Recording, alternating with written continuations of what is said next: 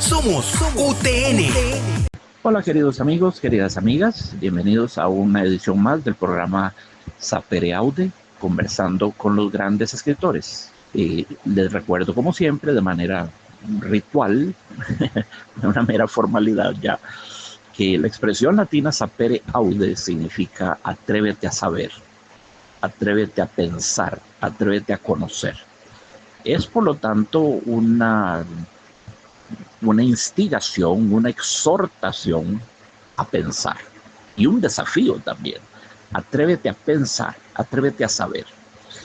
Bueno, y es lo que vamos a hacer, ese ejercicio de pensamiento con el autor de hoy, que es el gran poeta español Juan Ramón Jiménez.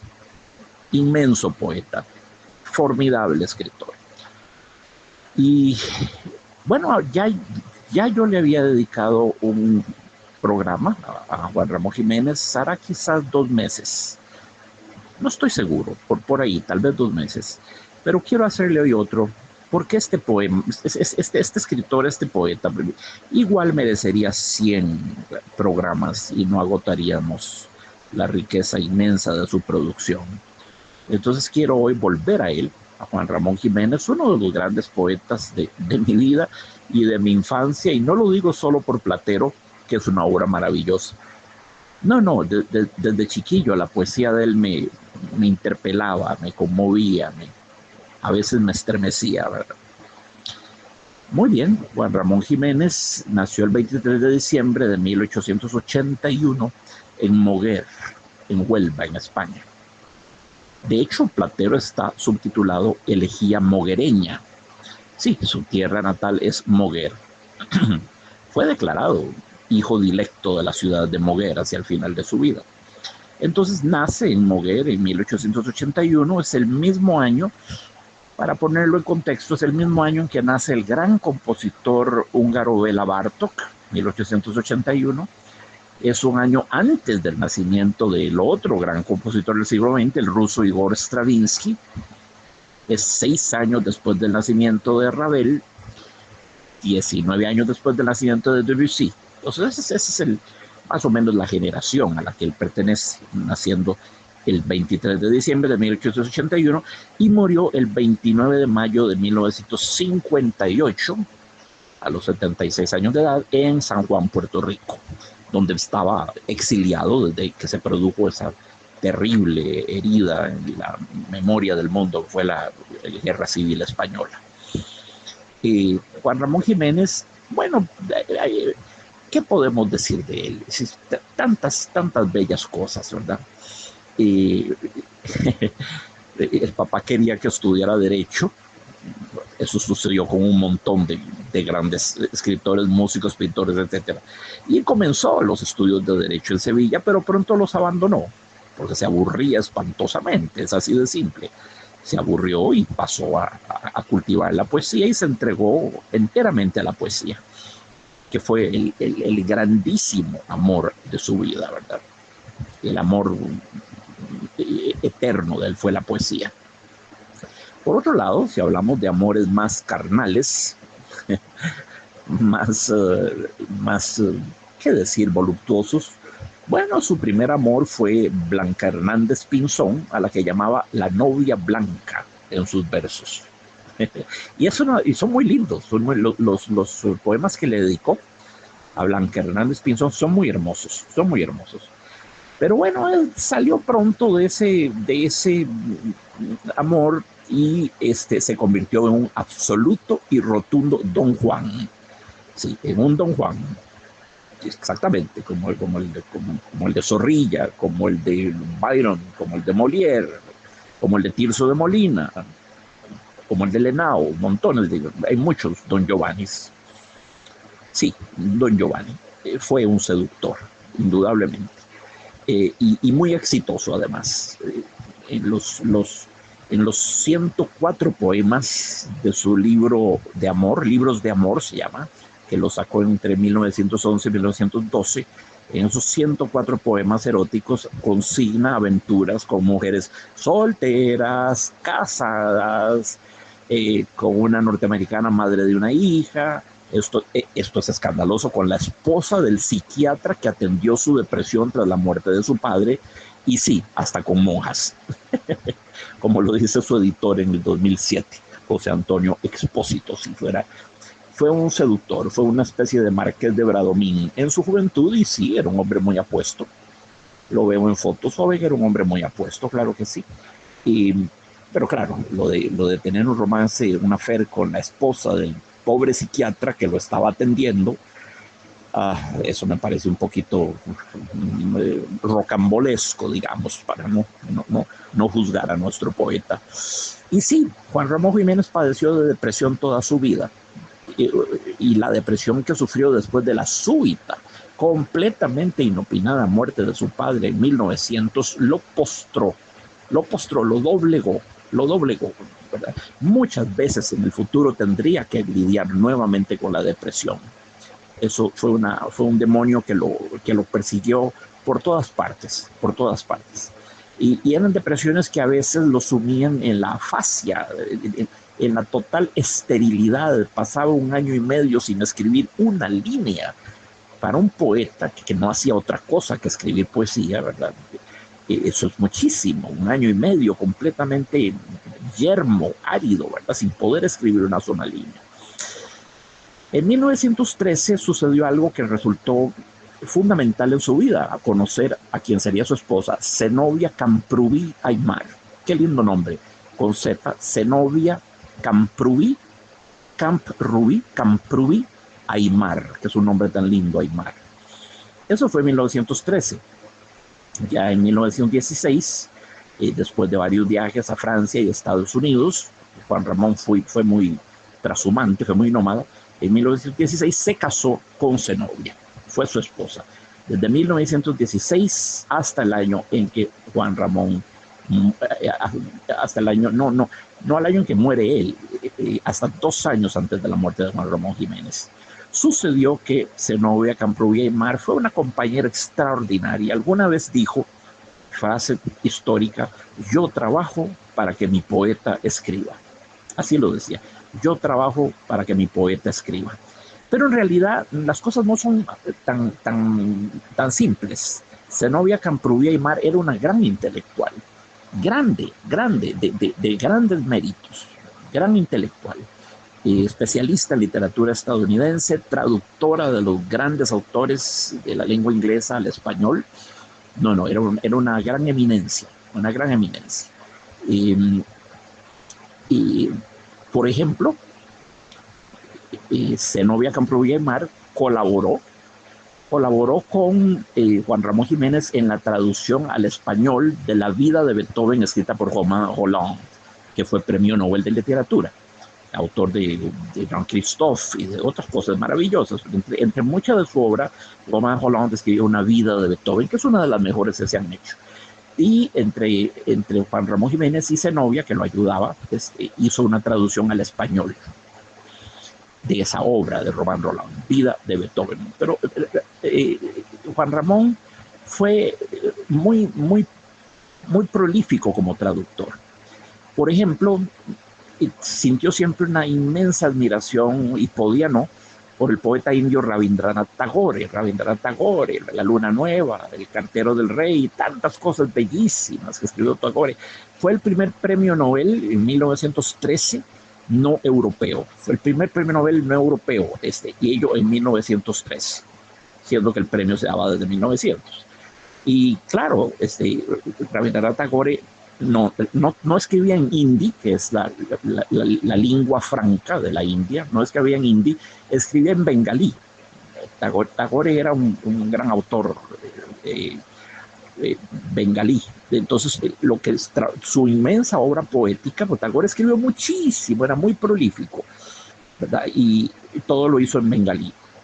Y Juan Ramón Jiménez aprendió bengalí, y también Zenobia, para traducir al español la obra de Rabindranath Tagore. Y por supuesto que hay una influencia directa y muy palpable de la pureza, de la desnudez, de la poesía de Tagore, que es tan irreductible, que es tan limpia, que es tan bella, al lenguaje poético de Juan Ramón Jiménez. Evidentemente que hubo una influencia profunda. Pero también Juan Ramón Jiménez tradujo al español algunos de los grandes clásicos rusos. Es decir, que un hombre que era capaz de traducir del inglés al español, del bengalí al español, del ruso al español, siempre ayudado por Zenobia Camprubí Aymar. Fue una mujer providencial, Como decía, se casó con ella en 1916. Desgraciadamente, a partir de 1931, Zenobia empieza a padecer de cáncer, un cáncer que acabará con su vida eventualmente. Fue una cosa terrible porque Juan Ramón Jiménez siguió, ¿verdad?, esperando, produciendo, creando de una manera, como diríamos, diluvial. Era un poeta muy prolífico. Y en 1956, era cosa que se esperaba desde hace mucho tiempo, la Academia Sueca le otorgó el Premio Nobel de Literatura. Entonces quedó canonizado Juan Ramón Jiménez con el Premio Nobel de Literatura en 1956 por la totalidad de su obra. Y Zenobia Camprubí Aymar, su esposa, que estaba muy enferma desde el 31, tenía 25 años de estar sufriendo por la situación de su salud. Zenobia aguantó como pudo, estiró el hilo de la vida, el hilo de las parcas, ese que corta la tercera de las parcas, que se llama morta, precisamente la muerte. Estiró el hilo dorado de la vida cuanto pudo, vio a su esposo recibir el Premio Nobel de Literatura o serle concedido, y murió 3 días después. Como que Zenobia solo esperó que su marido fuese consagrado por el Premio Nobel de Literatura. Después, a los 3 días, sucumbió al cáncer, ya que había hecho metástasis multiorgánicas. No había absolutamente nada que hacer. Por supuesto, esto sumió a Juan Ramón Jiménez en una nueva depresión, y una depresión de la que prácticamente no salió, ¿verdad? Porque 2 años después, en 1958, murió a su vez Juan Ramón Jiménez en la misma clínica donde murió su esposa, la gran Zenobia Camprubí Aymar. Una cosa se puede afirmar de manera contundente, y es que Juan Ramón Jiménez no habría llegado a nada y no hubiera hecho absolutamente nada si no hubiese sido por esta gran mujer. Realmente Zenobia era ya de suyo una intelectual de grandísimos quilates, de una intelectual de postín. Y no se puede entender la evolución poética de Juan Ramón Jiménez, su evolución, las diferentes fases estilísticas que atravesó, su fascinación con la poesía bengalí, con la poesía de lengua inglesa, con la poesía y la novelística rusa. No se puede entender nada de eso sin la presencia de Zenobia Camprubí Aymar. Como pocas veces en la historia del arte se puede hablar aquí de un binomio absolutamente indisociable, ¿verdad? Y bueno, así son las cosas. Otra situación que tuvo, por supuesto, que enfrentaron los dos, fue la Guerra Civil Española en 1936.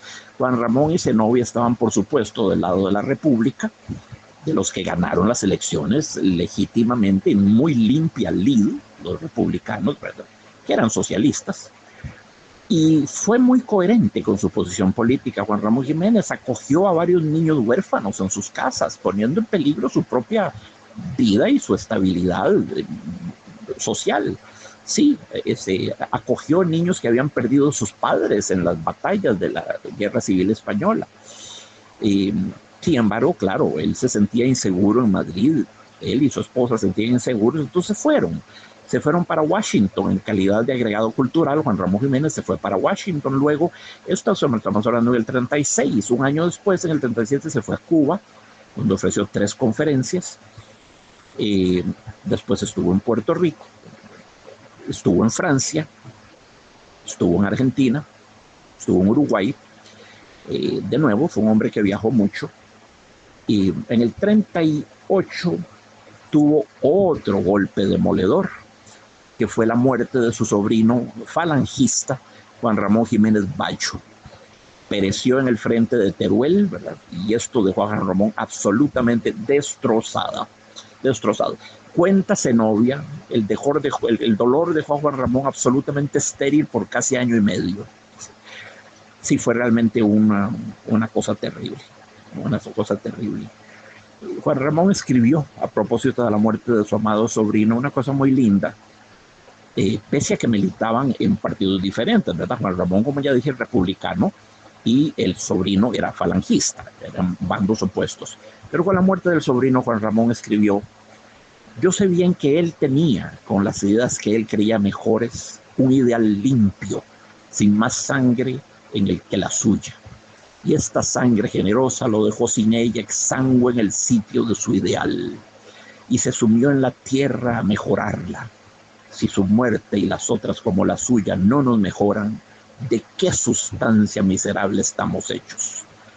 Linda reflexión, donde defiende la honestidad ideológica del sobrino. Ideas que él creía mejores, dice, un ideal limpio, muy lindo, muy lindo.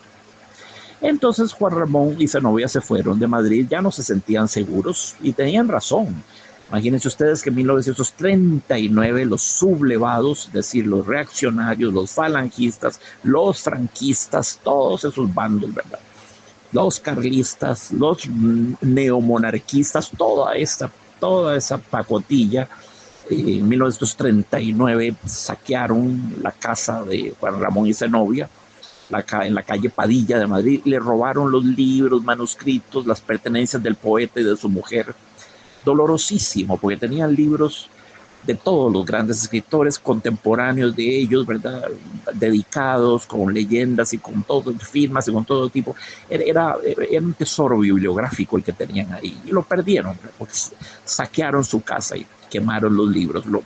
Lo mismo que hacen las masas, las oclocráticas, significa las masas cuando se vuelven locas, las masas iracundas, irracionales, demenciales y por supuesto violentas. Lo mismo que hacen siempre, quemar libros. Eso se ha visto muchas veces en la historia del mundo. Entonces Juan Ramón, Zenobia estuvieron en Florida, por ejemplo, estuvieron de nuevo en Washington. Luego fueron declarados profesores en la Universidad de Maryland, cosa que les sirvió mucho. Y bueno, en 1900, no, echamos marcha atrás. En 1914 había escrito Platero y yo, la primera versión de Platero y yo. En 1914 fue un éxito clamoroso. Entonces 3 años después, en 1917, sacó una edición definitiva con 138 capítulos, estampas o bosquejos, ¿verdad?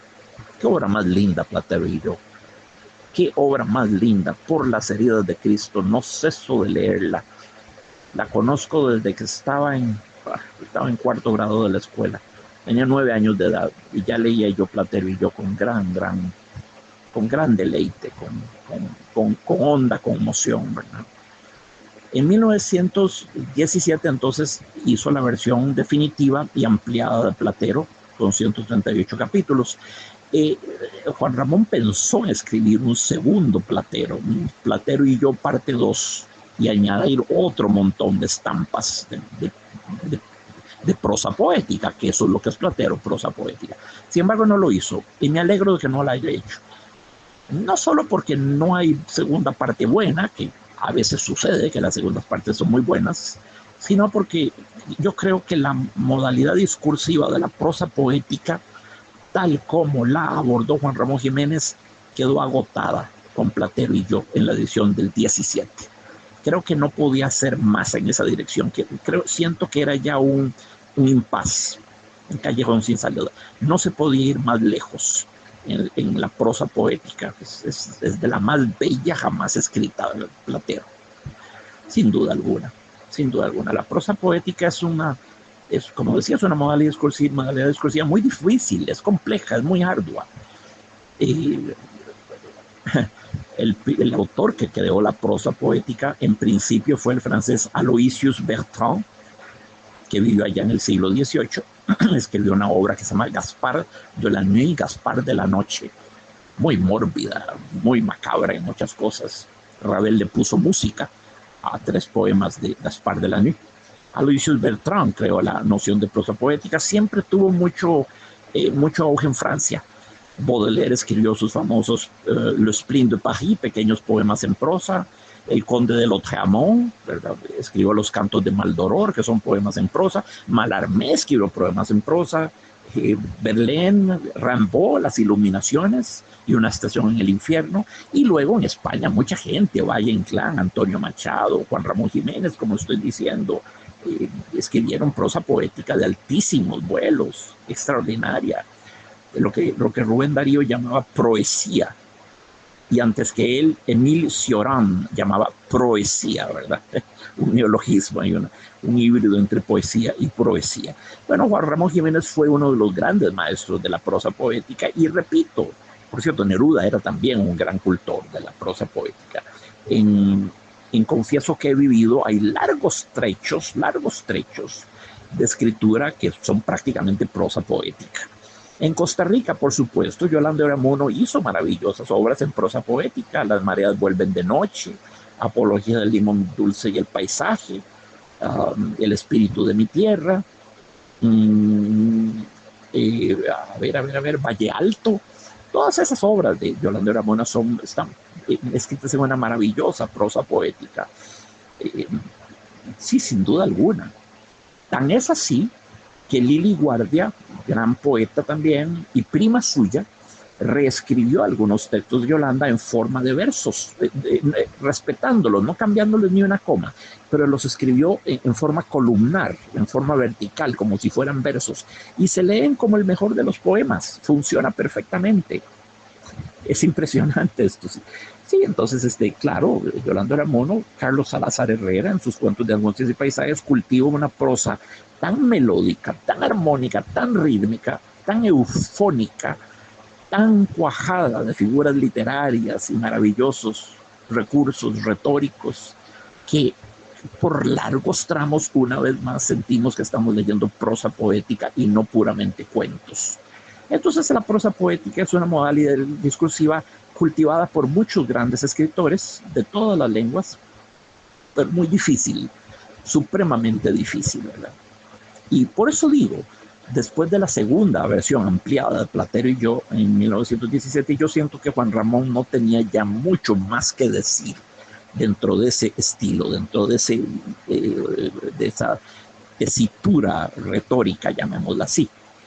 Pero siguió escribiendo montones de cosas, por supuesto, ¿verdad? Cosas extraordinarias. Un libro maravilloso, Dios deseado y deseante, que es de 1949. Dios deseado y deseante. Qué magnífico es ese texto. De nuevo, la obra de Juan Ramón Jiménez es muy, muy abundosa. Tenemos ninfeas, o sea, sí, los nenúfares que pintaba Monet, ¿verdad? Claude Monet, ninfeas, almas de violeta, las rimas de 1902, arias tristes, jardines lejanos, elegías puras, elegías intermedias, las hojas verdes, poemas mágicos y dolientes de 1909, qué lindo título, poemas mágicos y dolientes, elegías lamentables de 1910. Ese me resulta menos atractivo porque una elegía ya de suyo es un lamento. Entonces, elegías lamentables es como una sobredosis de modo menor. Baladas de primavera, La soledad sonora, Pastorales, Melancolía, Laberinto de 1913. Bueno, luego aparece Platero, Estío de 1916, Sonetos espirituales de 1917, Diario de un poeta recién casado, que lo escribe al año después de haberse casado con Zenobia Camprubí Aymar. 1917, se casaron en el 16, Diario de un poeta recién casado. Interesante. Eternidades, Piedra y cielo, y luego sus diversas antologías poéticas. Todos esos son nombres no de poemas, nombres de libros. Belleza de 1923, Canción de 1935, Voces de mi copla del 45, La estación total del 46. Bueno, ahí sigue con muchísimas obras extraordinarias y un montón de obras que aparecieron de manera póstuma, ¿verdad? Eso por supuesto. Porque claro, los 2 últimos años de la vida de Juan Ramón Jiménez, después de la muerte de Zenobia, son de absoluta esterilidad. Pobrecito, pobrecito, lo golpeó. La muerte de su padre en 1900, la muerte de su sobrino en 1937 y la muerte de Zenobia fueron 3 muertes que jalonaron su vida y lo sumieron en profundas depresiones. Rubén Darío, que lo conoció a Juan Ramón Jiménez tenía mucha estima por Juan Ramón Jiménez y le gustaba mucho su trabajo. Rubén Darío tiene una descripción un poco curiosa de Juan Ramón. Decía que era un hombre, un temperamento hiperestésico. Es hiperestésico. Estésico viene de aestesis, que en griego significa sensación. Hiperestésico quiere decir hipersensible, hipersusceptible, con una acuidad muy grande de la sensitividad. Por lo tanto, vulnerable, por lo tanto frágil, fácil de herir, pero bueno, de esa flaqueza sacó su fortaleza. Mucha de su mejor poesía es producto de esa fragilidad esencial de su ser, que posibilitaba su hiperestesia, ¿verdad? Sin embargo, después Rubén Darío le encaja otro adjetivo que le regalaría yo, bueno, no sé qué les regalaría. Esto no es un concurso de premios. A cualquiera que me sepa decir qué significa este adjetivo. Es de Rubén Darío, ¿verdad? Nefelibata. Fue así como calificó Rubén Darío a Juan Ramón Jiménez, de nefelibata. Un joven nefelibata. Nefelibata. Nefelibata. La palabra existe, no es un invento de Rubén Darío. Pero claro, Rubén Darío era el dueño de todas las palabras del mundo, de ahí venía su modernismo y su léxico copioso, ¿verdad? Nefelibata, como describe Rubén Darío a Juan Ramón, nefelibata se dice de alguien que vive en las nubes, de alguien que tiene un precario principio de realidad, que no está anclado al suelo, ¿verdad? Que no tiene raíces en el suelo, que sueña mucho, que está en las nubes, alguien un poco vaporoso, ¿verdad? Eso es nefelibata, un soñador empedernido, y como tal lo calificó, nefelibata. Caramba, es una palabra que jamás había oído. Si alguien me dijese que yo soy nefelibata, no sabría si ofenderme o sentirme halagado, porque no suena bien. Nefelibata no es una palabra bonita, pero tampoco representa ninguna injuria, ningún oprobio. Nefelibata, dícese de alguien que es muy idealista, muy soñador y que vive en las nubes, eso es todo, no es ningún pecado. Entonces, bueno, eso es in a nutshell, los rasgos más salientes de este gran poeta. Lo que más me interesa es ahora pasar al análisis de uno de sus más bellos y de sus más conocidos poemas, cosa que vamos a hacer de inmediato. Bueno, amigos, amigas, para explorar más a don Juan Ramón Jiménez, vamos a estudiar un poema que se cuenta entre los más célebres poemas que escribió. El Viaje Definitivo se llama, Viaje Definitivo, y fue escrito en algún momento entre los años 1910 y 1911. Forma parte de la sección Corazón en el Viento del libro Poemas Agrestes. Repito, el poema se llama El Viaje Definitivo, forma parte del libro Poemas Agrestes y de una sección del libro Poemas Agrestes que se llama Corazón en el Viento. Y fue escrito en algún momento entre 1910 y 1911. Es un poema extraordinario, Lo he tenido como compañero de ruta toda mi vida. Tengo una vida entera de amarlo. Entonces, voy a proceder a leerlo. Es un poema, tiene sus peculiaridades formales, tiene 15 versos, estructurados en una estrofa de 4, una de 3, una de 4 y otra de 4. Son 4 estrofas. La primera de 4 versos, la segunda de 3 versos, la tercera de 4 versos y la quinta de 4 versos. 4, 3, 4, 4, para un total de 15 versos. Por momentos, así a primera vista, podría decir uno que está en presencia de un soneto, pero no es un soneto. No es en modo alguno un soneto. porque lo propio de un soneto es tener, recuérdenlo amigos, 2 estrofas de 4, cada estrofa de 4 versos se llama cuarteto o bien serventecio, es el término más técnico, serventecio con V, una estrofa de 4 versos, ¿verdad? Y en un soneto hay 2 estrofas de 4 versos, las 2 primeras, y luego 2 estrofas de 3 versos que se llaman tercetos, como las de 4 se llamaban cuartetos. Entonces, un soneto siempre deja la impresión de que estamos viendo una especie de animal macrocéfalo, con la cabeza muy grande, porque tiene 4 versos el primer verso, la primera estrofa, 4 versos la segunda estrofa, y luego las estrofas 3 y 4 tienen únicamente 3 versos. Entonces 4, 4, 3, 3. Como que las piernitas son más endebles, más cortitas que la parte de arriba del tronco. Pero este no es así. Tiene 1 de 4, 1 de 3, 1 de 4 y 1 de 4. Entonces no es un soneto. Insisto en esto porque el soneto es la forma literaria poética por excelencia.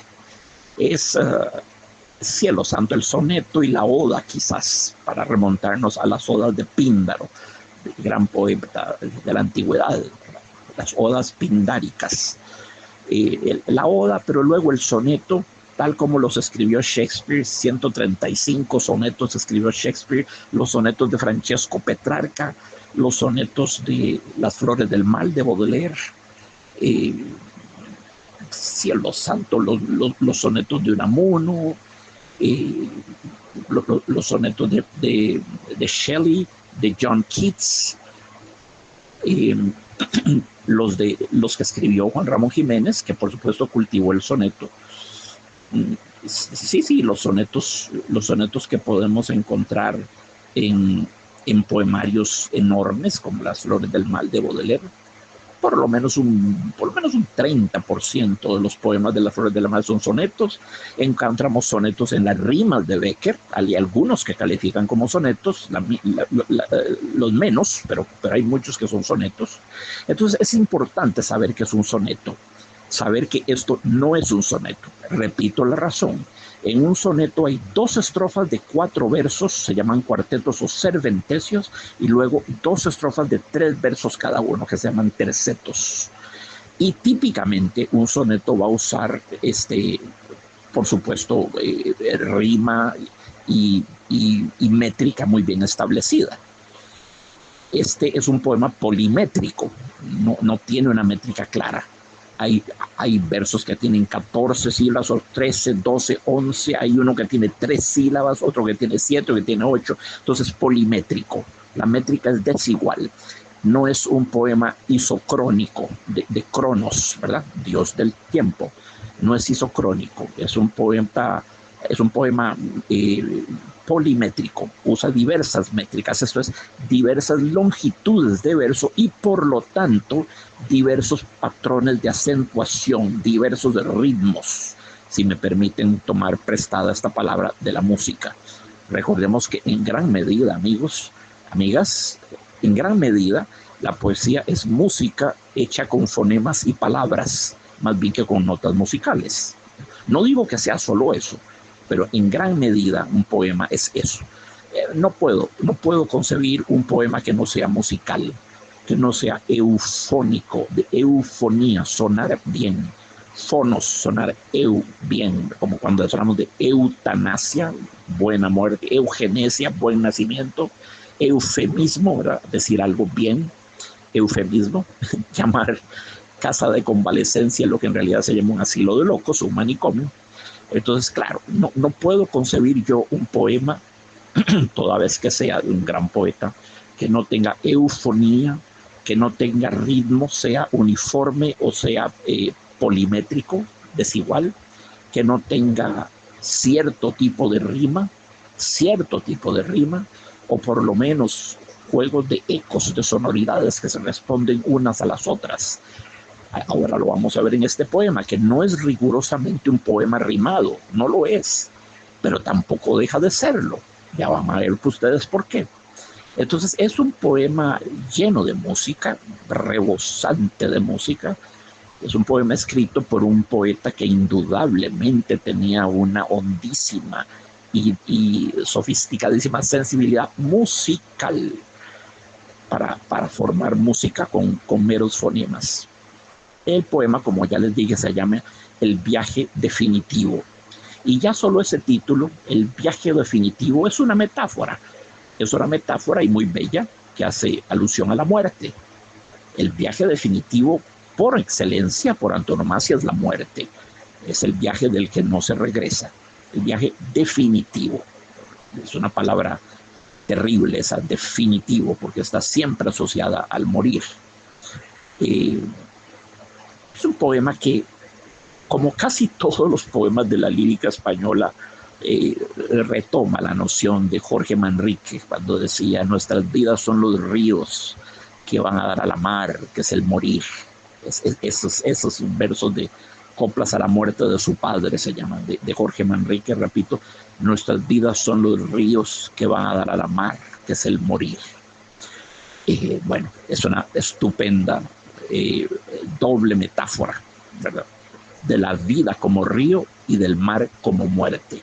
Es una doble metáfora, o lo que los franceses llamarían une métaphore filée, una metáfora entrelazada, ¿verdad?, o dos metáforas entrelazadas, digamos así, tejidas, ¿verdad?, vinculadas. Es una metáfora filée. Y el poema de Juan Ramón Jiménez dice así: y yo me iré, y se quedarán los pájaros cantando, y se quedará mi huerto con su verde árbol y con su pozo blanco. Todas las tardes el cielo será azul y plácido, y tocarán, como esta tarde están tocando, las campanas del campanario. Se morirán aquellos que me amaron, y el pueblo se hará nuevo cada año, y en el rincón aquel de mi huerto florido y encalado, mi espíritu errará nostálgico. Y yo me iré, y estaré solo, sin hogar, sin árbol verde, sin pozo blanco, sin cielo azul y plácido. Y se quedarán los pájaros cantando. Voy a repetirlo, porque es un poema como este que en realidad deberíamos leerlo varias veces. Una segunda lectura. El viaje definitivo. Y yo me iré, y se quedarán los pájaros cantando, y se quedará mi huerto con su verde árbol y con su pozo blanco. Todas las tardes el cielo será azul y plácido, y tocarán, como esta tarde están tocando, las campanas del campanario. Se morirán aquellos que me amaron, y el pueblo se hará nuevo cada año, y en el rincón aquel de mi huerto florido y encalado, mi espíritu errará nostálgico. Y yo me iré, y estaré solo, sin hogar, sin árbol verde, sin pozo blanco, sin cielo azul y plácido. Y se quedarán los pájaros cantando. Ah, qué belleza de poema. Como diría Roland Barthes, par où commencer, tiene un famoso ensayo que se llama así: ¿por dónde comenzar? Par où commencer. Es tan hermoso, es tan elegíaco, es en cierto modo una despedida, es una visión del mundo cuando él, el poeta, ya ha desaparecido, ¿verdad? Es claro que hay un tono de elegía, es un poema que está en modo menor, si lo asemejamos a la música. Podría estar en la menor, diría yo. En la menor, sí, en la menor podría ser re menor. Bueno, re menor es la tonalidad del Requiem de Mozart, y el Requiem es una misa de difuntos. No le pondría el re menor porque no es un poema tan trágico, es más nostálgico que trágico, es más melancólico que trágico. El Requiem es terrible, es una misa de difuntos con un texto en latín cargado de dolor y de temor y de terror, ¿verdad? Así que no le asignaría yo la tonalidad de re menor del Requiem de Mozart, lo pondría en la menor. En la menor, sí. Sí, ¿por qué no? Claro que sí. Vemos que en casi todo el poema las formas verbales están usadas en el futuro. Todo está visto hacia adelante, hacia el futuro. Es un poema visionario. Es un poema en que el poeta trata de imaginar cómo va a ser el mundo cuando él ya no esté, ¿verdad? Voy a volverlo a leer y fijémonos en el uso en plural, en futuro de las formas verbales. Y yo me iré y se quedarán los pájaros cantando y se quedará mi huerto con su verde árbol y con su pozo blanco. Todas las tardes el cielo será azul y plácido y tocarán, como esta tarde están tocando, las campanas del campanario. Se morirán aquellos que me amaron y el pueblo será nuevo cada año. Y en el rincón aquel de mi huerto florido y encalado, mi espíritu errará nostálgico. Y yo me iré y estaré solo, sin hogar, sin árbol verde, sin pozo blanco, sin cielo azul y plácido, y se quedarán los pájaros cantando.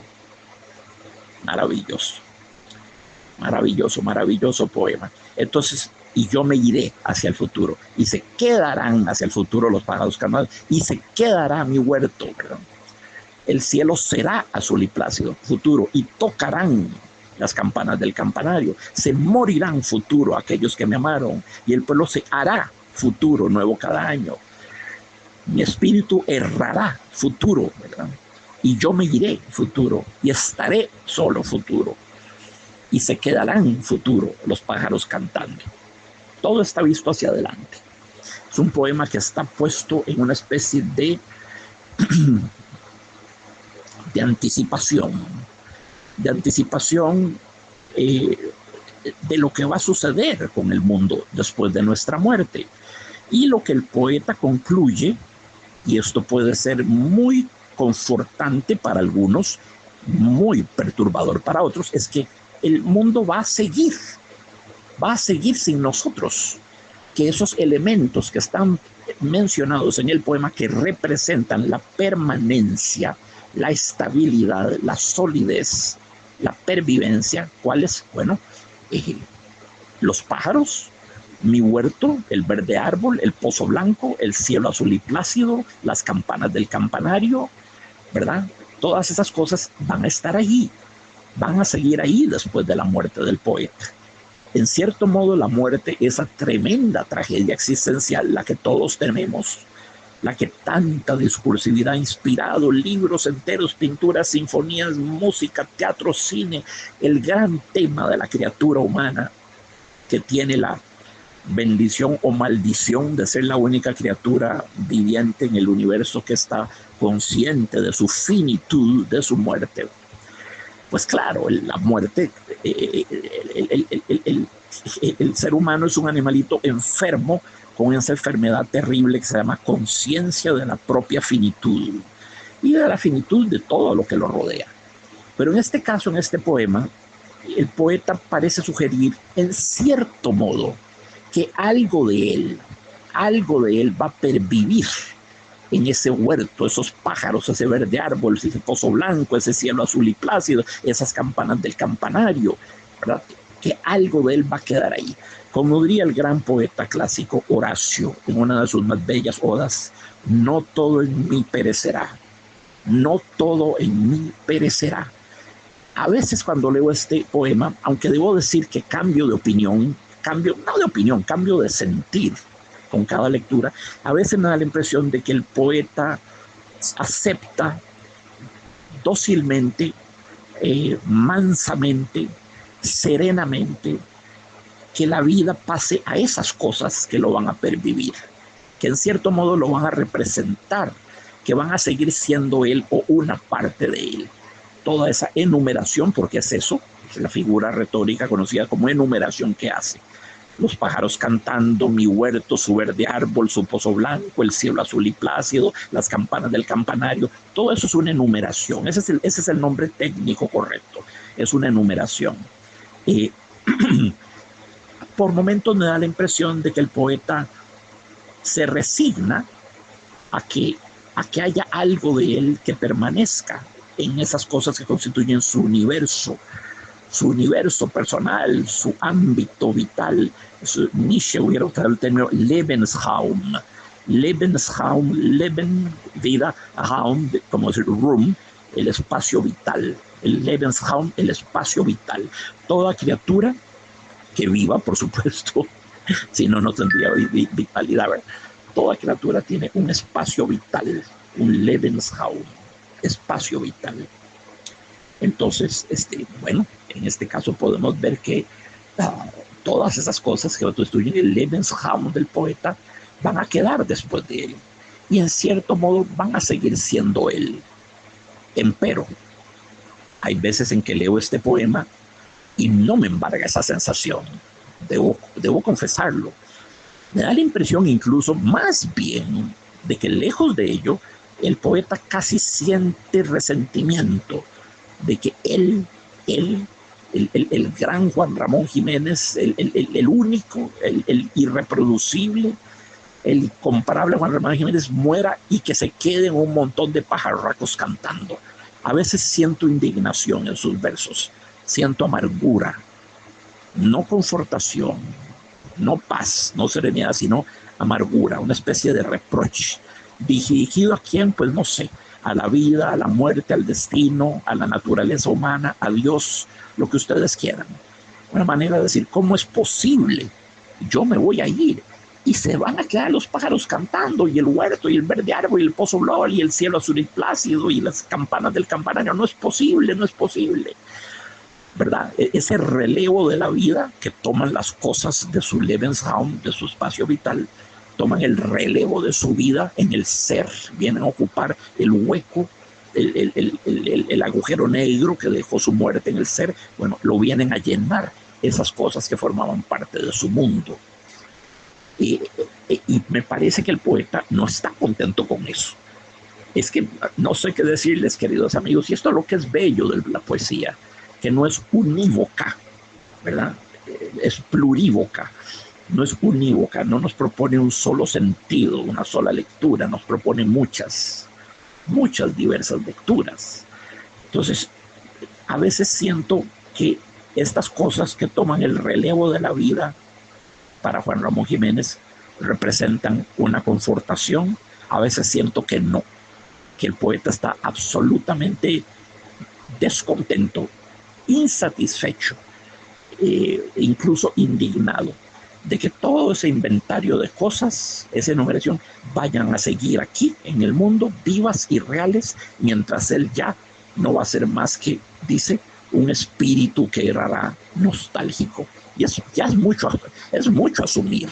Es mucho asumir que lo que quede de uno será un espíritu que errará nostálgico. Posiblemente ni eso vamos a hacer. Ni eso. Ya es ser optimista, asumir que Juan Ramón va a quedar en forma de espíritu errante y nostálgico. Bueno, siquiera será algo, ¿verdad? Un espíritu es algo, es mucho menos que nada, es infinitamente, no es mucho más que nada, quise decir. El espíritu es mucho más que nada, es infinitamente más que nada. Juan Ramón no ve la nada para sí, no ve ese abismo, esa boca negra, esa cosa espantosa de la nada. No se siente que vaya a ser absorbido como un pobre fotón por un agujero negro, por la nada, no. Él se ve permaneciendo, él se ve quedando bajo forma de espíritu que errará nostálgico. Y una cosa muy simpática de Juan Ramón Jiménez, Juan Ramón tenía sus ideas fijas, tenía sus peculiaridades, su ortografía era muy particular. Por ejemplo, nostálgico lo escribía con J, se negaba a usar la G, nostálgico. Incluso hay varias de sus obras, antologías poéticas que él elaboró, un hombre que vivió 76 años, conforme transcurría su carrera, elaboró varias antologías correspondientes a diferentes momentos de su vida, y escribía antología con J y exigía que se escribiera con J, y tengo sus antologías poéticas escritas con J.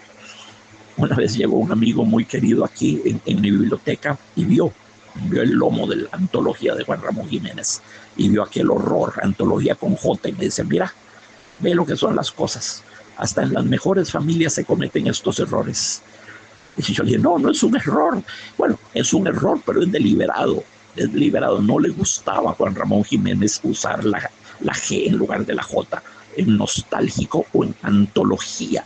Entonces, si uno busca las antologías de Juan Ramón Jiménez, siempre los va a encontrar con J. Ganas dan de correr a corregirle, a enmendarle la plana, pero bueno, no podemos, por supuesto. Otra idiosincrasia de él, por ejemplo, la palabra reloj, le quitaba la J y tildaba la O. El reloj, no le dejaba la J, no decía reloj, decía reloj, palabra aguda. Vamos ahora a ver el poema un poquito más de cerca, ponerlo bajo la lupa de Sherlock Holmes. No de un Sherlock Holmes frío, despiadado y razonador, ¿verdad? Deductor e inductor, sino de un Sherlock Holmes que hace lo que hace por amor a la poesía. Entonces, el poema comienza con 3 puntos suspensivos. Atención, puntos suspensivos, y yo me iré. Da la impresión de que estos puntos suspensivos sugieren que el poeta había estado pensando antes, que la meditación silenciosa venía desde antes, quizás desde mucho antes. Da la impresión de que estamos abordando el poema in media res, es decir, a la mitad o en algún punto de su desarrollo. Da la impresión de que el poema no comienza ahí, de que la reflexión de Juan Ramón Jiménez venía arrastrándose desde mucho tiempo antes, y ahora puntos suspensivos y yo me iré. Es muy interesante y muy bello, porque y yo me iré sonaría a conclusión, no a comienzo, sonaría a conclusión. De hecho, hay punto, y yo me iré, y sigue el verso, y se quedarán los pájaros cantando, y yo me iré. Entonces, esto que suena a corolario, que suena a conclusión, que suena a acorde final, es en realidad el comienzo del poema. Pero así puesto, con signos, con puntos suspensivos anteriores, no da la impresión de corolario, da la impresión de una meditación pescada y media res, ¿verdad? El poema comienza en la mitad. Muy linda idea, muy linda, y gráficamente se ve muy lindo. Y yo me iré. No habría forma más simple de decirlo. Y yo me iré. Y se quedarán los pájaros cantando. Qué lindo funciona aquí el gerundio, cantando. En prosa suelen recomendarle a los escritores que no se abuse de los gerundios. Claro, y es cierto, en prosa cantando, bailando, comiendo, riendo, llorando, jugando. Sí, tienen a producir un cierto sonsonete que es cansino, pero en la poesía, si son bien usados, el gerundio es muy bello, porque tiene ando, y eso le da plenitud, le da sonoridad, le da cadencia, le da amplitud a la sonoridad. Y yo me iré, y se quedarán los pájaros cantando. Ahí tenemos cantan, ¿verdad? Cantando. Atención a lo interesante que es la palabra, es el yo cantando. Es una palabra que ya de suyo canta, ¿verdad? Cantando. Y algo muy interesante, fíjense conforme avanzamos este poema, que hay, si no una rima, hay y sí, califica como una rima, pero es una rima que no es fácil de detectar. Todas las palabras que terminan cada verso tienen una A y una O. Pájaros, cantando, árbol, blanco, plácido, tocando, campanario, amaron, año, encalado, nostálgico, árbol, blanco, plácido, cantando. Todo es A, O, A, O, A, O, A, O. Entonces, es una especie de rima. No la sentimos como tal, ¿verdad? Porque es una rima que está como escondidita, ¿verdad? Está trenzadita dentro de la urdimbre del texto. Pero por supuesto que sí. Sí, es una forma de rima, de asonancia, digámoslo así, de aliteración. Porque es ambas cosas, ¿verdad? Aliteración, bueno, por lo menos en francés, se habla de asonancia cuando hay una reiteración de sonidos de consonantes, ¿verdad? y de aliteración cuando son reiteración de vocales. En este caso hay de ambos, reiteración de consonancias tanto como de vocales, pero son sobre todo las vocales las que marcan esa sonoridad, por lo tanto es más bien un caso de aliteración. Reiteración de vocales, repito, pájaros, AO, cantando, AO, árbol, AO, blanco, AO, plácido, AO, tocando, AO, campanario, AO, amaron, AO, año, AO, encalado, AO, nostálgico, AO, árbol, AO, blanco, AO, plácido, AO, cantando, AO. Muy lindo eso. Es importante tener conciencia de por qué un poema nos hechiza, por qué nos subyuga, por qué, de dónde procede el sortilegio del verbo poético, de esa magia. Es ahí donde el trabajo del exégeta, del comentarista, no soy más que eso, un simple comentarista, es ahí donde el trabajo del comentarista es valioso. Cobrar conciencia de qué es en este poema lo que me está enamorando, por qué me llega tan hondo, por qué me seduce tanto. Bueno, eso procede, la respuesta es multifactorial, nos seduce por un montón de razones. Bueno, aquí vamos a ir develando cada una de ellas, ¿verdad? Entonces, y yo me iré, y se quedarán los pájaros cantando, se quedarán los pájaros cantando. Lindo porque está usando quedarán pájaros cantando, 3 palabras de trisílabas, ¿verdad? Que son palabras muy, los trisílabos son muy amplios, son palabras que tienen su propia música. Y se quedarán los pájaros cantando. Pudo haber puesto y se quedarán las aves cantando. Un mal poeta hubiera probablemente preferido aves. Tal vez hablar de aves es un poquito más, entre comillas, elegante que hablar de pájaros, ¿verdad? Tal vez, un mal poeta hubiera pensado así, pero no, tenía que ser pájaros, porque la palabra pájaros tiene mucha más sonoridad, tiene 3 sílabas, aves es nada más 2 sílabas, pájaros, es una palabra esdrújula muy fuertemente acentuada, y se quedarán los pájaros cantando, y se quedarán los pájaros cantando, entonces quedarán, acento al final en el tercer sílaba, los pájaros, acento en la primera sílaba, cantando, acento en la sílaba del medio. Entonces tenemos 3 palabras trisílabas con acentos que van mutando de lugar. Quedarán, última sílaba, pájaros, primera sílaba, cantando, segunda sílaba. ¿Se dan cuenta? Hay música en todo esto y está muy bien pensado, muy bien urdido el poema. Y se quedará mi huerto con su verde árbol y con su pozo blanco. Por cierto, el segundo verso es un trisílabo, es cantando. El primer verso que comienza, repito, comienza como a mitad de una reflexión, y yo me iré y se quedarán los pájaros. Segundo verso, cantando. Es un verso trisílabo, cantando. Y se quedará mi huerto con su verde árbol y con su pozo blanco. Vean ustedes que aquí tenemos adjetivo y sustantivo. Verde árbol, pozo blanco. El adjetivo puede anteceder o puede suceder al sustantivo. Su verde árbol es adjetivo sustantivo. Su pozo blanco es sustantivo adjetivo. Eso es muy importante, muy importante. Un buen poeta sabrá ubicar sus adjetivos siempre en posiciones correctas, en posiciones estratégicas. No podía el poeta repetir el esquema de adjetivo sustantivo que tenemos en verde árbol y después decir su blanco pozo, verde árbol, blanco pozo, azul cielo, gris campana. No, había que cambiar el orden del adjetivo y el sustantivo.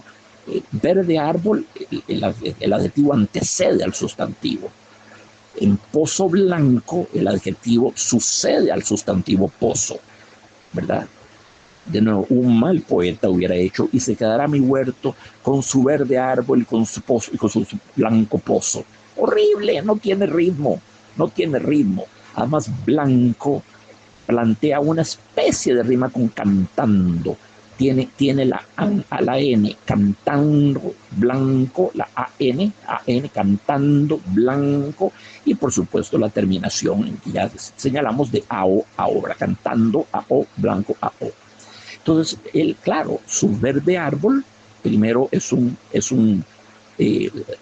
adjetivo previo al sustantivo, antecedente al sustantivo, y luego con su pozo blanco, el adjetivo después del sustantivo pozo, para no repetir el mismo esquema, para no repetir el mismo orden. Todo eso es muy importante. Y ese es la primera estrofa.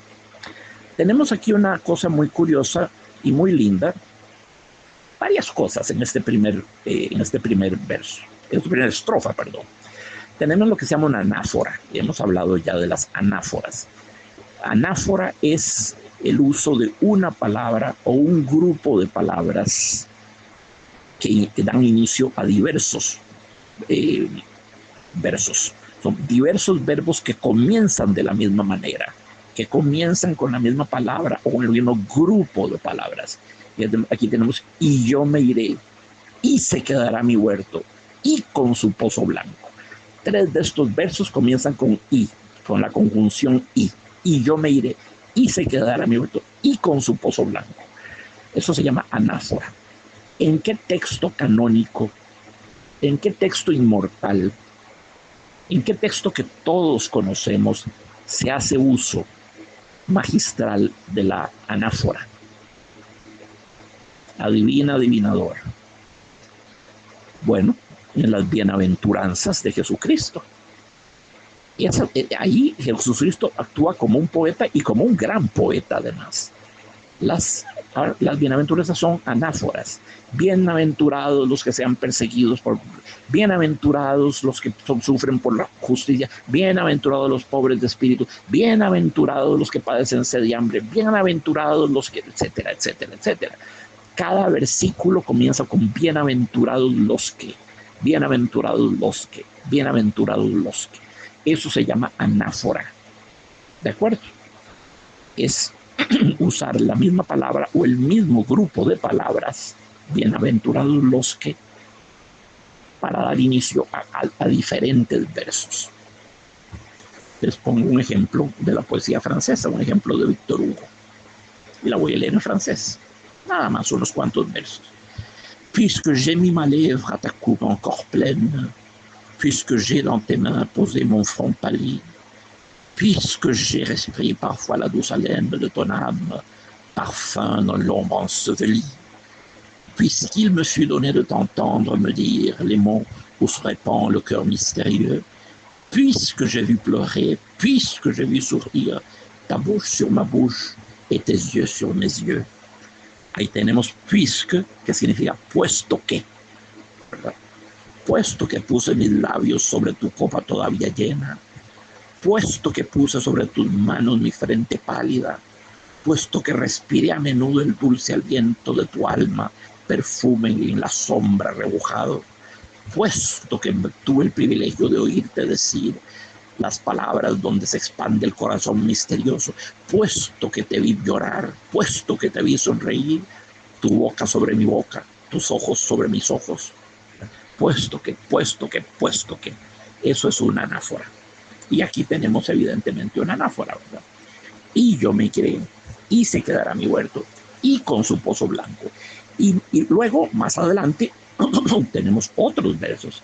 Y tocarán como esta tarde están tocando. Y luego, y el pueblo será nuevo cada año. Y en el rincón aquel de mi huerto florido y encalado. Y luego repite enteramente el primer verso. Y yo me iré y estaré solo, sin hogar, sin árbol. Y yo me iré y estaré solo, sin hogar. Y se quedarán los pájaros cantando. Entonces, anáfora. Por una parte, anáfora. Comenzando con la I, la conjunción I. ¿Qué le da al poema de esta abundancia de is, porque pudo haberlas eliminado. Había formas de hacer el poema sin las is. Bueno, sí, podríamos haberlo hecho, sería menos bello, queridos amigos, porque el poema perdería con ello algo de ese acento de letanía melancólica que tiene. La letanía se basa en el principio de la repetición, ¿verdad? Es la repetición, letanía. Entonces, donde tenemos un texto como este, donde la letanía es parte de la magia del poema, pues está bien, me gusta esa reiteración. Y sí, es parte, es una especie de ritornelo o de refrán, ¿verdad? De ritornelo porque ritorna, la palabra es italiana, ¿verdad? Y claro, es de una gran belleza, gran belleza. Hay algo más. Esta proliferación de is, y yo me iré y estaré solo, y se quedarán los pájaros, y en el rincón de mi huerto florido encalado, y el pueblo será nuevo cada año, y tocarán como tal, y se quedará mi huerto, y con su padre, yo me iré y se quedarán los pájaros. Todo esto es lo que se llama polisíndeton. Polisíndeton. Polisíndeton es una palabra de origen griego que significa muchos nudos. Es el contrario de asíndeton, ningún nudo. Asíndeton, síndeton nudos, ¿verdad? Asíndeton, el a, como lo encontramos en tantas palabras, negación de, ¿verdad? Apatía, negación de sentimiento, ¿verdad? Acracia, negación del poder. En fin, todas esas palabras comienzan con a, donde el prefijo a es una negación. Entonces, bueno, tenemos aquí un efecto de polisíndeton, cuyo contrario es asíndeton. Asíndeton es no hay síndeton, no hay nudos. Polisíndeton es hay muchos nudos. Entonces, todas estas is operan como nudos. ¿Podía haberlas eliminado el poeta? Sí, pero créanme que sonaría mucho menos bello. Pero mucho menos bello. Les voy a poner un caso de polisíndeton. Lo estoy tomando de la prosa, no de la poesía, de Edgar Allan Poe, de su maravilloso cuento gótico La Máscara de la Muerte Roja. Al final, en el último párrafo, Edgar Allan Poe nos inunda con polisíndeton, usando el i, con el mismo efecto que Juan Ramón Jiménez, creando una impresión de letanía, de ritmo lento, pausado, ¿verdad? La I siempre ralenta el tempo del verso o el tempo del discurso en la prosa. Entonces, leo solo el párrafo final de La Máscara de la Muerte Roja de Edgar Allan Poe, para que vean lo que es un caso de polisíndeton. Aquí vamos. Y entonces reconocieron la presencia de la muerte roja. Había venido como un ladrón en la noche, y uno por uno cayeron los convidados en las salas de orgía manchadas de sangre, y cada uno murió en la desesperada actitud de su caída, y la vida del reloj de ébano se apagó con la del último de aquellos alegres seres, y las llamas de los trípodes expiraron, y las tinieblas, y la corrupción, y la muerte roja lo dominaron todo. ¡Qué impresionante! ¡Qué clase de prosa! ¡Cielo santo!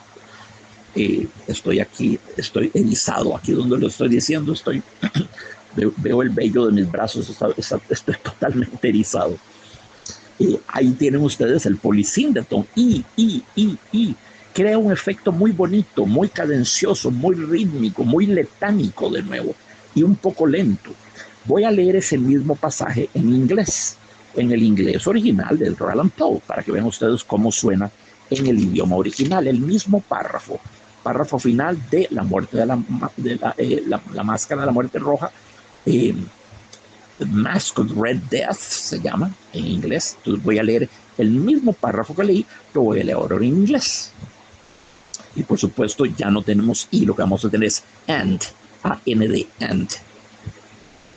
And now was acknowledged the presence of the Red Death.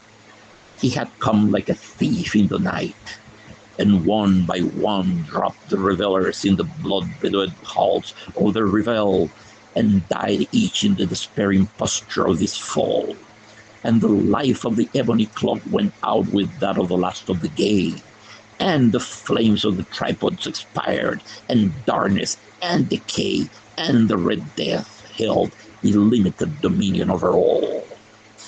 Qué sinfónico suena esto, qué oscuro, qué cavernoso, qué es cielo santo, sinfónico, ¿verdad? Bueno, ahí tienen un ejemplo de este polisíndeton. Entonces, aquí tenemos a Juan Ramón Jiménez usando el polisíndeton, no usa el and, pero usa el equivalente en español, el y, ¿verdad? Usando el polisíndeton y usando la anáfora, es decir, proponiéndonos un poema con cierto elemento de letanía. Es un poema cíclico, sentimos el paso del tiempo y si hubiera omitido las is, el poema habría quedado más como con baches, como con huequitos, como una frase musical que no se toca legato, sino staccato, dejando aire, dejando espacio, dejando tiempo entre cada nota. Pim, pim, pim, pim, pim. Otra cosa es ahí estamos ligando una frase legato. Esa frase staccato sería tom, tom, tom, tom, tom, o tap, tap, tap, tap, tap, sin ligar, sin conectar. Bueno, los is generan una sensación de legato, de frase legato, porque las is conectan cada proposición. Muy bien. Entonces, el poeta evoca: se quedará mi huerto con su verde árbol y su pozo blanco. Todas las tardes el cielo será azul y plácido, y tocarán como esta tarde están tocando las campanas del campanario. Atención que Juan Ramón Jiménez, como lo decíamos anteriormente, nació en Moguer, en Huelva. Es este paisaje que describe un jardín, posiblemente un jardín interno, con un pozo blanco encalado, con el cielo azul y plácido, con campanas más o menos lejanas y con un verde árbol y con pájaros que cantan. En mucho me hace pensar en el paisaje andaluz. En mucho me hace pensar en el mismo paisaje que evocó Antonio Machado en Recuerdos de mi infancia, por ejemplo, o García Lorca en tantísimos poemas, donde evocó el paisaje andaluz. Sobre todo lo del cielo azul y plácido. No es un cielo verde. Todas las tardes, dice Juan Ramón Jiménez, no va a haber tardes anubarradas, tardes borrascosas, ¿no? Todas las tardes el cielo será azul y plácido, y tocarán como esta tarde están tocando las campanas del campanario. Vean qué lindo cómo funciona aquí de nuevo el gerundio, tocando, tocando, tocando, que rima ya en el primer estrofa con cantando, ¿verdad? Se quedarán los pájaros cantando y tocarán como esta tarde están tocando, tocando, cantando, ando, porque es una rima espectacular. Pues una rima con 4 fonemas, A-N-D-O, ando, ¿verdad? Y en 2 palabras que además son trisílabas, que son graves, cantando, tocando. Entonces, todas las tardes el cielo será azul y plácido, y tocarán como esta tarde están tocando. Ahí crea una especie de rima interna, por lo menos de eco interno. Tocarán como esta tarde están tocando. Él quería que se repitieran estas formas del verbo tocar. Pudo haber dicho, y tocarán como esta tarde están plañendo, por ejemplo, o tañendo, ¿verdad? Refiriéndose a las campanas. Y tocarán como esta tarde están tañendo. ¿Ustedes creen que no se les ocurrió? Por supuesto que se le ocurrió. Por supuesto que Juan Ramón Jiménez consideró tañir. Es lo que hacen las campanas, es tañir. Ese hubiera sido el verbo primero. Las campanas, por definición, tañen. Pero no, prefiero decir tocando, no tañendo. Tocando, porque así creaba un eco sonoro con tocarán, y tocarán como esta tarde están tocando, tocarán, tocando, tocarán, tocando, tocarán, tocando. Es muy importante la escogencia del tocando en lugar del del plañendo sería así, sería porque están del verbo plañir y llorando, ¿verdad? Llorando. Entonces, la escogencia es maravillosa. Todas las tardes el cielo será azul y plácido y tocarán como esta tarde están tocando.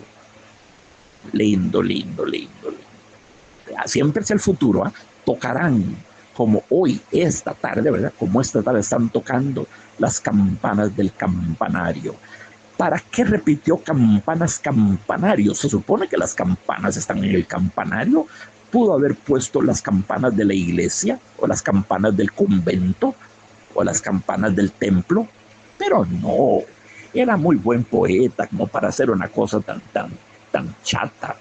Campanas del campanario. Entonces, dentro de ese solo verso tiene ya una formidable rima interna. Las campanas del campanario. Como en el anterior tenía tocarán tocando. En ese tiene campanas del campanario. Campanas del campanario. Con lo cual nos embarga la impresión de que están sonando las campanas. Estamos oyendo a las campanas sonar, ¿verdad? Campanas del campanario, campanas del campanario. Es bellísimo, es una bellísima, bellísima noción. Eso lo habíamos visto en el poema de Antonio Machado. Yo voy soñando caminos de la tarde, ¿verdad? Y el camino que se ve y se enturbia y serpea, se enturbia y desaparece. El uso de para evocar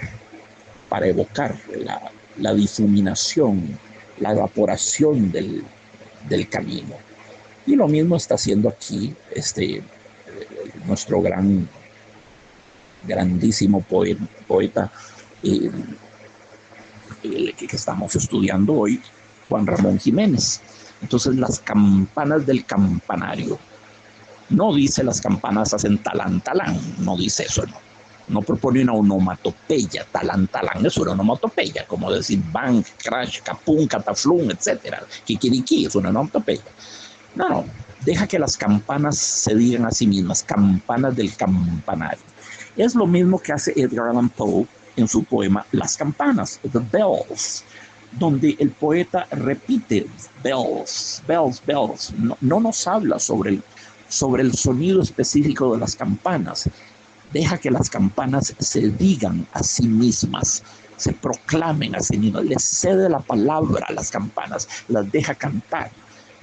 Únicamente les leo la primera estrofa de The Bells, las campanas de Rachmaninoff. Les recuerdo que el gran compositor ruso Sergei Rachmaninoff puso música a este poema extraordinario de las campanas del Edgar Allan Poe. Y dice así: Here's the sledges with the bells, silver bells, what a world of merriment their melody foretells, how they tinkle, tinkle, tinkle in the icy air of the night, while the stars that oversprinkle all the heavens seem to twinkle with a crystalline delight, keeping time, time, time in a sort of running rhyme to the tintinnambulation that so musically wells, for the bells, bells, bells, bells, bells, bells, bells, from the jingle and the tingle of the bells.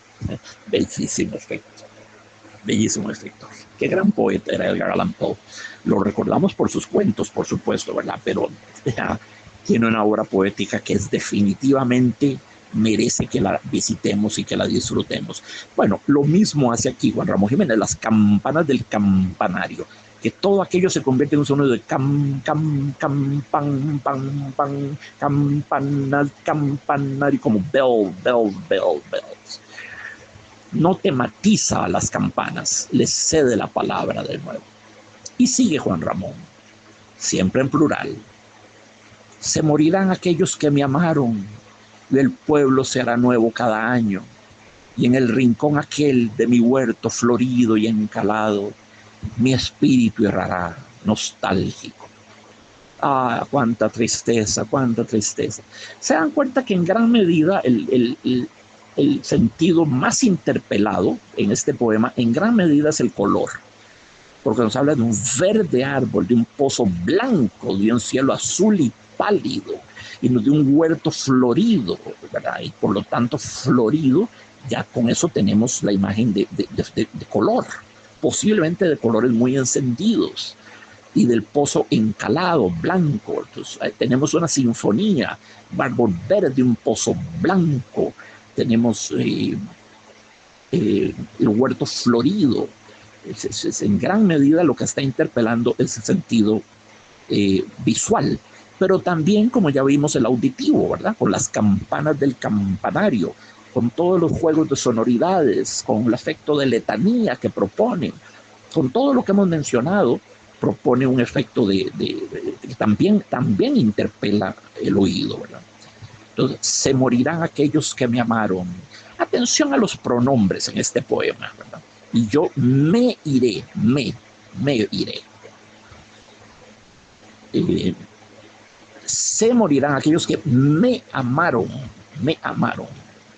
Mi espíritu era nostálgico. Y yo me iré, yo me iré. Estaré solo. Es decir, hay todos los pronombres que tienen que ver con la primera persona, yo me iré, ¿verdad? Los que me amaron, mi huerto florido y encalado, yo me iré de nuevo. Es un poema muy centrado en el yo, en la soledad del yo, en la soledad abismal de ese yo que se va a quedar sin su Lebensraum, sin su ámbito vital, sin su espacio vital, exiliado de ese lindo mundo con tardes azules y plácidas, árboles verdes, pozos blancos, huertos floridos, pájaros que cantan. Perder todo eso, cuánto dolor, perder todo eso. O como lo decía, asumir que todo eso va a retomar, va a tomar el relevo de la vida. El gran escritor francés Paul Valéry tiene un verso muy lindo, dice, le don de vivre a passé dans les fleurs, dans les fleurs. El don de la vida pasó a las flores. El don de la vida pasó a las flores. Él morirá, pero el don de la vida pasará a las flores. Las flores tomarán el relevo de la vida cuando él se extinga. Algo de esto tenemos en el poema de Juan Ramón. Se morirán aquellos que me amaron. Es terrible, ¿verdad?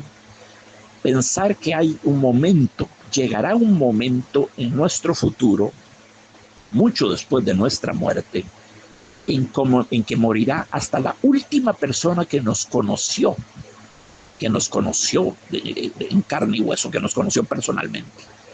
Llegará el momento en que morirá la última persona que nos vio alguna vez por la calle y supo que ese era uno, ¿verdad? Cuando esto sucede, cuando muere hasta el último testigo de nuestro paso por el mundo, se produce lo que Unamuno, de manera terriblemente trágica, llamaba la muerte social. Viene primero la muerte física. Bueno, pero no, eso no implica muerte social. Quedan amigos, parientes, hermanos, lectores, no sé, montones de gente que todavía pensará en uno, ¿verdad? Que lo conoció a uno. Llega el momento en que muere la última persona que lo conoció a uno, entonces es la muerte social. Esa muerte con la que aún los muertos terminan de morirse, decía Unamuno, como si la muerte física no fuera suficientemente tremenda, viene luego la muerte social, es decir, el olvido. El olvido es la muerte social, es la muerte en la memoria de los que nos van a sobrevivir. Entonces, claro, Unamuno habla de la muerte social, esa muerte con la que aún los muertos terminan de morirse. Esto es lo que evoca Juan Ramón Jiménez en el verso, se morirán aquellos que me amaron y el pueblo se hará nuevo cada año. El pueblo asume un poquito aquí el carácter de la naturaleza. El pueblo retoña, el pueblo reverdece, el pueblo va a volver a tener primaveras generacionales. Cada nuevo año habrá niños nuevos, generaciones nuevas, gente que va para arriba, nuevos pobladores del mundo, nuevos residentes de esa maravilla que se llama la vida. esa de la que ya estamos nosotros exiliados, desterrados, expulsados. Entonces se morirán aquellos que me amaron y el pueblo se hará nuevo cada año. Es decir, el pueblo tiene casi un carácter de naturaleza. Es como, es la primavera, es el resurgir de las fuerzas vitales después de cada muerte. El pueblo se hará nuevo, sí. Se hará nuevo, por supuesto, claro, conforme lleguen nuevas almas al mundo, el pueblo se hará nuevo. Basta con que nazca un nuevo niño, uno solo, y ya el pueblo será otra cosa, ¿verdad? Entonces el pueblo es como el huerto florido y encalado, ¿verdad? Van a surgir nuevas flores, nuevas brotaciones, nuevos pimpollos, claro que sí. La hierba va a reverdecer después del invierno, claro que sí, pero ya yo no seré parte de ese proceso de eterna renovación, y eso es lo que nos lacera. Sigue Juan Ramón. Y en el rincón aquel de mi huerto florido y encalado, mi espíritu errará nostálgico. 3 puntos suspensivos después de nostálgico. Ahí sí se entiende bien. Mi espíritu errará nostálgico. Esos 3 puntos suspensivos grafican la errancia del espíritu. Esos 3 puntos suspensivos son como el vagaroso, incierto, oscuro, misterioso camino que seguirá ese espíritu errante. Eso lo grafican los 3 puntitos. Mi espíritu errará nostálgico. Y de nuevo, nostálgico con J, no con G. Ay, hubiera reprobado ortografía don Juan Ramón Jiménez. Lo hacía por muy buenas razones. Hemos de respetar su ortografía, por supuesto. Y en el rincón aquel de mi huerto florido y encalado, mi espíritu errará nostálgico. Y luego, anáfora, vuelve justo al comienzo del poema, sin los puntitos de interrogación previos, ¿verdad? Sin los puntitos con que comienza el poema, esta vez sin puntitos, en el último cuarteto, en el último serventecio, y yo me iré. Eso es otra anáfora, ¿verdad? Es una anáfora del primer verso, y yo me iré. Y si quedarán los pájaros cantando, ahora no es, y yo me iré, y estaré solo, sin hogar, sin árbol verde, sin pozo blanco, sin cielo azul y plácido. Eso es tan triste, ¿verdad? Tanta tristeza en esta literatura. Estos versos del último cuarteto serventecio se inficionan de angustia y hasta de miedo. Y eso lo sentimos por las pausas, por las comas, que le dan al discurrir del verso algo entrecortado, algo como una especie de jadeo. Y yo me iré y estaré solo, sin hogar, sin árbol verde, sin pozo blanco, sin cielo azul y plácido. Esas constantes comas dan la impresión de un súbito rapto de angustia. Esto me recuerda mucho un poema de Mallarmé, Stéphane Mallarmé, que Juan Ramón Jiménez conoció muy bien, estudió muy bien, adoraba a los poetas simbolistas franceses. ¿Quiénes son ellos? Baudelaire, Verlaine, Rimbaud, Mallarmé, Moreas, hay muchos. Fueron fundamentales para los poetas españoles de fin del siglo XIX y comienzos del siglo XX, y para el surgimiento del modernismo. Ya hemos hablado de eso. Hay un poema de Mallarmé que se llama Brise Marine, que se llama Brisa Marina, y que es impresionante, tiene el mismo tono de angustia. Se los leo en francés. Un ennui, désolé par les cruels espoirs, croit encore à l'adieu suprême des mouchoirs. Et peut-être les mains invitant les orages sont-ils de ceux qu'un vent penche sur les naufrages. Perdus, sans main, ni fertiles îlots. Mais, oh mon cœur, entend le chant des matelots. Es impresionante como son como estrofas que están en la misma tonalidad. en la tonalidad de la sofocación, de la angustia, de la pérdida del resuello. En este poema de Mallarmé, simplemente para que sepan lo que dice esa estrofa final, que me recuerda tanto en tono, en puntuación y en ritmo a la estrofa final del poema de Juan Ramón Jiménez. Estamos viendo la de Mallarmé, dice: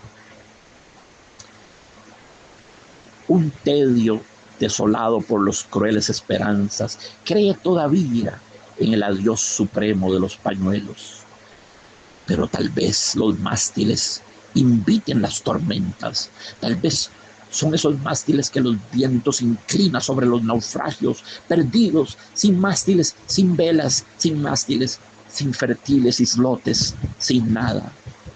Pero, oh mi corazón, escucha el canto de los marineros. Al final, después del acceso de cuando él se ve partiendo, ¿verdad?, en un barco, visualiza el horror del naufragio, perdidos, sin mástiles, sin velamen, sin mástiles, sin fértiles islotes siquiera para quedar como Robinson Crusoe en una isla desierta, ¿verdad?, en una isla misteriosa. Sería los de Julio Verne, los náufragos de la isla misteriosa.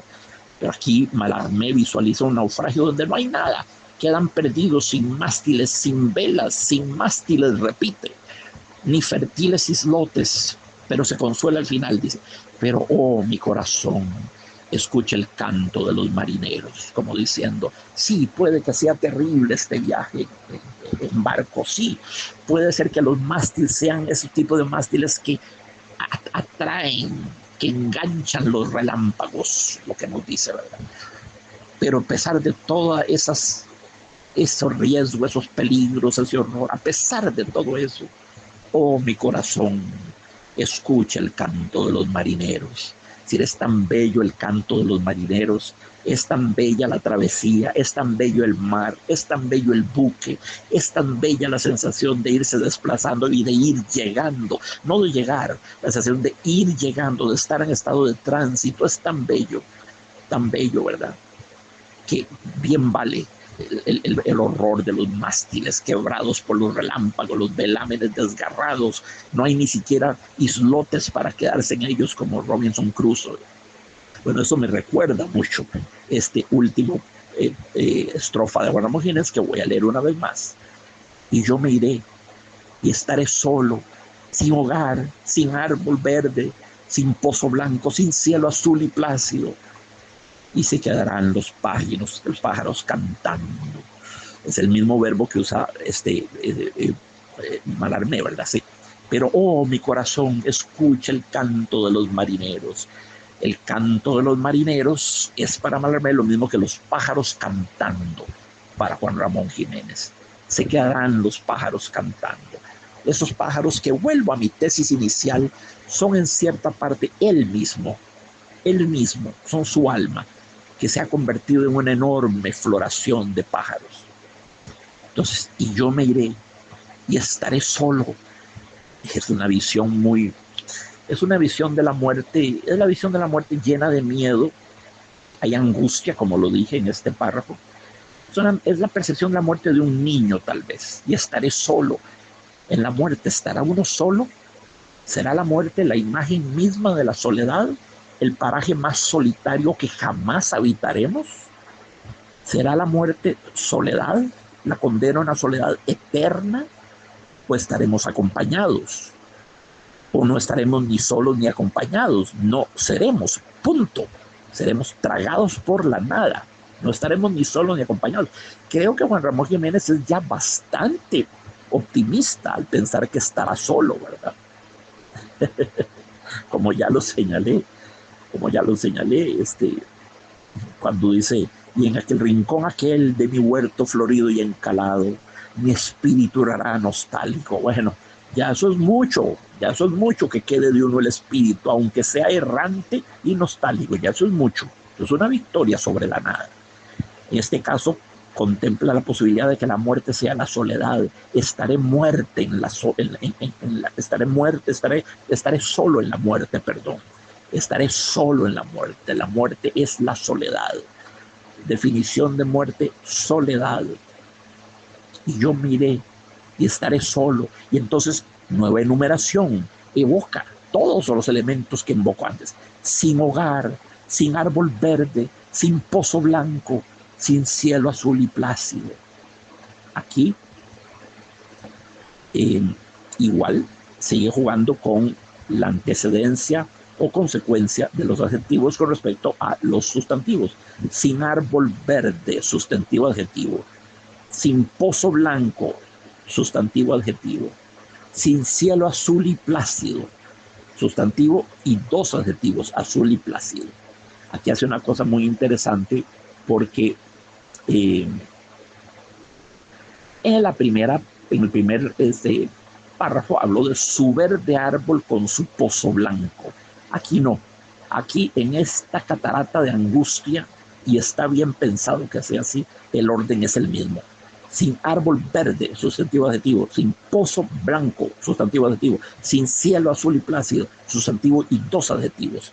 Porque esto ya es un derrumbe, esto es un desmoronamiento, ya que el poeta no está pensando tanto en términos de la eufonía, sino en términos de transmitir un temor terrible, un miedo cerval, el miedo a la soledad y a la pérdida de esas cosas que en cierto modo eran él, en cierto modo eran una prolongación de él. Su hogar, su árbol verde, su pozo blanco, su cielo azul y plácido, está evocando cosas muy sencillas en esta nueva enumeración. No está echando de menos un Rolls Royce, ni un avión charter deportivo que tuviese, ni un piano Steinway, ni un violín Stradivarius. No. Está evocando cosas muy sencillas, cosas irreductibles. Hogar, árbol verde, pozo blanco, cielo azul y plácido.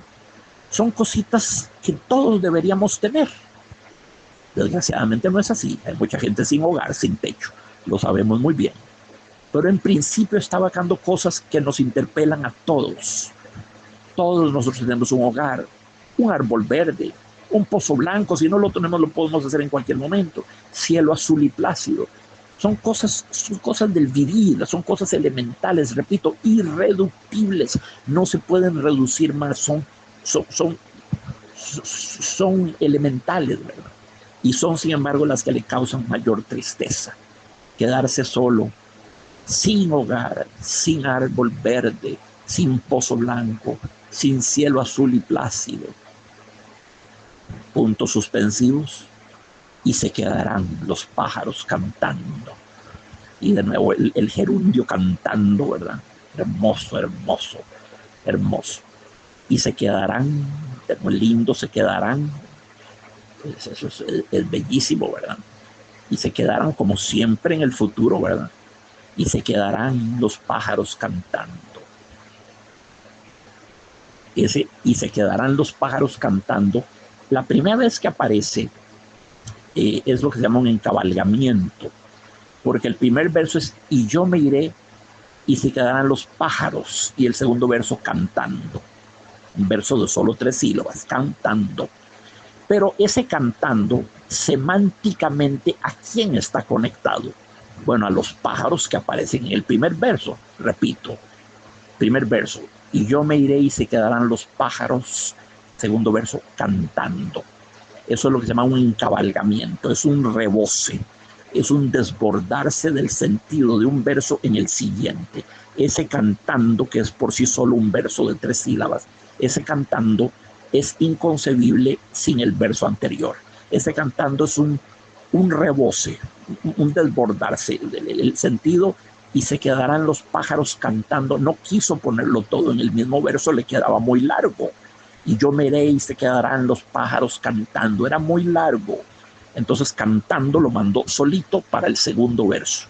Pero ese cantando queda vinculado inextricablemente desde el punto de vista semántico del sentido con los pájaros, ¿verdad? Y se quedarán los pájaros ¿qué? Cantando. Eso es el segundo verso, así de cortito, es un encabalgamiento. El primer verso se monta a caballo en el segundo, por así decirlo. No lo hace así al final, no. Y se quedarán los pájaros cantando. Eso va en un solo verso en este caso, en un solo verso. Y se quedarán los pájaros cantando. con el gerundio nuevo, pájaros en lugar de aves, pájaros, plácido, lindo, esas dos esdrújulas, sin cielo azul y plácido, y se quedarán los pájaros, pájaros, plácido, pájaros. Tiene la P explosiva y tiene, por supuesto, esa especie de recurrencia de A-O, plácido, A-O, pájaros, A-O, cantando, A-O, que estructura el poema. La música de este poema en gran medida se debe a que al final de todos los versos tenemos esa configuración vocálica de A a O. Ya se las mencioné, no la vamos a repetir. Si lo leen, tengan en cuenta eso. Este poema nos enamora, nos hechiza, nos pone tristes, se vale. No, nos da esperanza y serenidad, se vale, todo se vale. Lo importante es saber por qué. Lo importante es tomar el texto y estudiarlo para encontrar, para determinar mediante qué recursos, mediante qué figuras literarias, mediante qué elementos retóricos, el retórica del bien decir, el arte del bien decir, del bien hermoso y correcto decir. Alguien que hable de manera retórica no es que hable muy lindo únicamente, no, es que habla lindo, sí, pero anda lindo porque lo que dice es correcto, es cierto, hay verdad, hay raciocinio, hay lógica en lo que está proponiendo. Ese es el verdadero sentido de retórica, ¿no?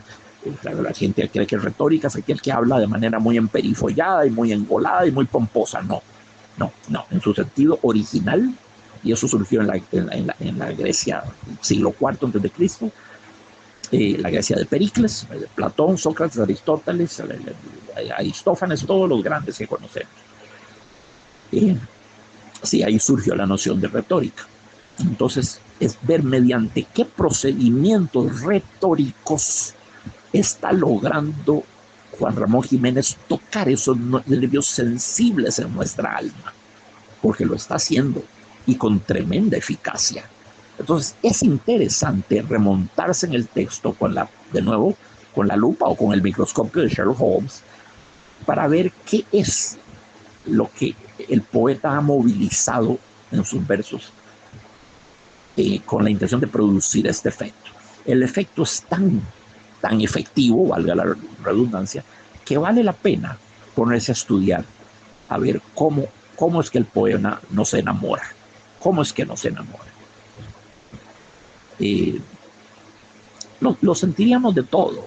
A ver, si una mujer me enamorase, pienso, por supuesto que me podría pensar que será, es la sonrisa, no es la forma en que habla, no es el color de su voz, es la forma en que viste, no es su personalidad, no es el color de ojos, no es el lenguaje que utiliza, no es la manera en que externa su ternura y su cariño, ¿verdad?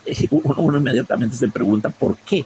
¿Por qué estoy siendo víctima de este hechizo, de esta especie de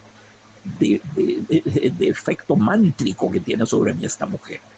Bueno, lo mismo puede decirse de un poema, ¿verdad? ¿Qué es lo que en el poema nos enamora? Y al estudiar eso, desentrañamos, y esto es muy valioso, los hondos secretos de la poesía. Lo que llamamos la magia de la poesía queda desentrañada y no va a ser menos mágica porque la tengamos desentrañada. Así que este es el bellísimo poema que quería compartir con ustedes. Ahí se los dejo. Analizamos un montón de cosas.